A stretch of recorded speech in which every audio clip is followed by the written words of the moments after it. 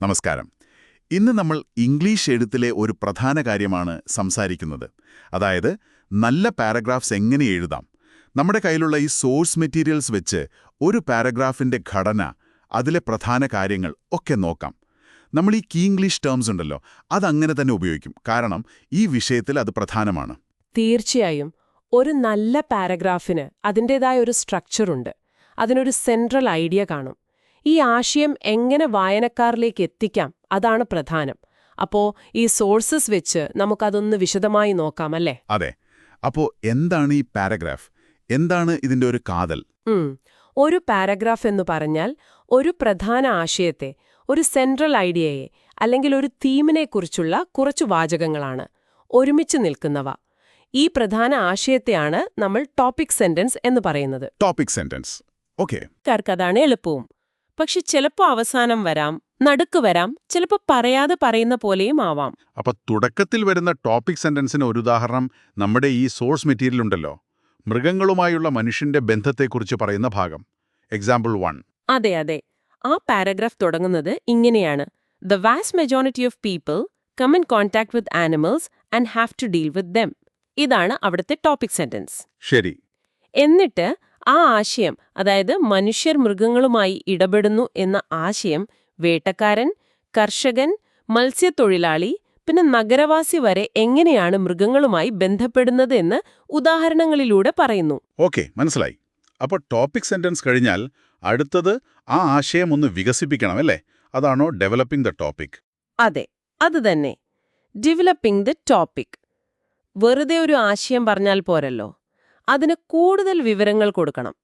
വിശദീകരണങ്ങൾ, ഉദാഹരണങ്ങൾ, ചിലപ്പോൾ ചിത്രീകരണങ്ങൾ ഒക്കെ ചേർത്ത് ആ ടോപ്പിക് സെന്റൻസിനെ ഒന്ന് ബലപ്പെടുത്തണം. നമ്മുടെ മറ്റേ ഉദാഹരണം കടൽ ജീവികളെക്കുറിച്ചുള്ളത്, എക്സാമ്പിൾ 3, അത് ഇതിന് നല്ല ഉദാഹരണമാണോ? വളരെ നല്ല ഉദാഹരണമാണ്. അവിടെ കടലിലെ ജീവന്റെ ഒരു ലാവിഷ് ഫ്രൂട്ട്ഫുൾനെസ്സിനും അതേസമയം അവിടുത്തെ അറ്റർ റൂത്ത്ലെസ്നെസ്സിനും പറയുന്നുണ്ട്. അതാണ് ടോപ്പിക് സെന്റൻസ്. ഓർക്കുന്നുണ്ട് ആ കോഡ് ഫിഷിന്റെ കാര്യം, ദശലക്ഷക്കണക്കിന് മുട്ടകൾ. അതെ, ആ കോഡ് ഫിഷിന്റെ മുട്ടകളുടെ ഉദാഹരണം ആ ലാവിഷ് ഫ്രൂട്ട്ഫുൾനെസ്സും എന്നാൽ അതിൽ വളരെ കുറച്ചെണ്ണം മാത്രം രക്ഷപ്പെടുന്ന കാര്യം ആ അട്ടർ റൂത്ത്ലെസ്നെസ്സും വ്യക്തമാക്കുന്നു. ആ ഉദാഹരണമാണ് ആ ആശയത്തിന് ജീവൻ കൊടുക്കുന്നത്. ശരിയാണ്. ആശയങ്ങൾ ഇങ്ങനെ ചേർത്താൽ മാത്രം മതിയോ? അവ തമ്മിലൊരു ഒഴുക്ക് വേണ്ടേ? അതാണോ ഈ കൊഹെറൻസ് എന്ന് പറയുന്നത്? വളരെ പ്രധാനപ്പെട്ട പോയിന്റ്. കോഹെറൻസ്, അതായത് വാചകങ്ങൾ തമ്മിൽ ഒരു ലോജിക്കൽ കണക്ഷൻ വേണം. ഒരു വാചകത്തിൽ നിന്ന് അടുത്തതിലേക്ക് പോകുമ്പോൾ വായനക്കാരന് ഒരു തടസ്സവും തോന്നരുത്, സ്വാഭാവികമായി ഒഴുകിപ്പോണം. ഇതിനാണ് നമ്മൾ ട്രാൻസിഷണൽ ഡിവൈസസ് ഉപയോഗിക്കുന്നത്. ട്രാൻസിഷണൽ ഡിവൈസസ് പാലങ്ങൾ പോലെ എന്നാണോ? അതെ, അങ്ങനെ പറയാം. വാചകങ്ങളെ തമ്മിൽ ബന്ധിപ്പിക്കുന്ന വാക്കുകൾ അല്ലെങ്കിൽ ചില പ്രയോഗങ്ങൾ, ആശയങ്ങൾ തമ്മിലുള്ള യുക്തിപരമായ ബന്ധം, ലോജിക്കൽ റിലേഷൻഷിപ്പ് കാണിക്കാൻ ഇവ സഹായിക്കും. നമ്മുടെ 4ാമത്തെ ഉദാഹരണം, എക്സാമ്പിൾ 4 നോക്കൂ. മനുഷ്യൻ ഭൂമിയിൽ വ്യാപകമായി പരന്നതിന്റെ കാരണങ്ങൾ പറയുന്ന ഭാഗം. അതില് first, secondly, moreover, most important of all എന്നൊക്കെ ഉപയോഗിച്ചിട്ടുണ്ട്, ഓരോ കാരണങ്ങളായിട്ട് പറയാൻ. അതെ, അതൊരു ക്രമം നൽകുന്നു.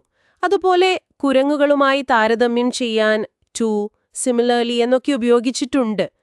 കാരണം പറയാൻ therefore, consequently, താരതമ്യം ചെയ്യാൻ സിമിലർലി, ലൈക്ക്വൈസ്, വിപരീതം പറയാൻ however, but, കൂടുതൽ ചേർക്കാൻ moreover, also, സമയം പറയാൻ now, later, ക്രമം പറയാൻ first, finally.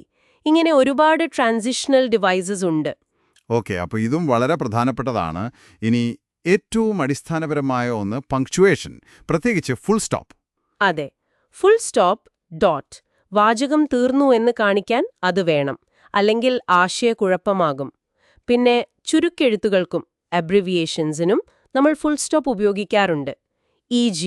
Doctor, P, no എന്നിങ്ങനെയൊക്കെ. ചില സ്റ്റൈലുകളിൽ ഡോക്ടർ, മിസ്സസ് ഒക്കെ ഡോട്ട് ഇല്ലാതെ കാണാറുണ്ട്. എന്നാലും ഉപയോഗിക്കുന്നത് തെറ്റല്ല, വ്യക്തത പ്രധാനമാണ്. അപ്പോൾ ഒന്ന് ചുരുക്കി പറഞ്ഞാൽ, ഒരു നല്ല പാരഗ്രാഫ് എഴുതാൻ വേണ്ടത് ഒരു വ്യക്തമായ ടോപ്പിക് സെന്റൻസ്, അതിനെ പിന്തുണയ്ക്കുന്ന നല്ല സപ്പോർട്ടിംഗ് ഡീറ്റെയിൽസ് അല്ലെങ്കിൽ ഉദാഹരണങ്ങൾ, പിന്നെ വാചകങ്ങൾ തമ്മിൽ കൊഹെറൻസ് ഉറപ്പാക്കാൻ ട്രാൻസിഷണൽ ഡിവൈസസ്, അതോടൊപ്പം ശരിയായ പങ്ക്ച്വേഷൻ. ഇവയൊക്കെ ശ്രദ്ധിച്ചാൽ എഴുത്ത് മെച്ചപ്പെടും. ഒരു കാര്യം കൂടി, നിങ്ങൾ എഴുതുമ്പോൾ മാത്രമല്ല വായിക്കുമ്പോഴും ഈ ഘടകങ്ങൾ ശ്രദ്ധിക്കുന്നത് വളരെ നല്ലതാണ്. അതെങ്ങനെ?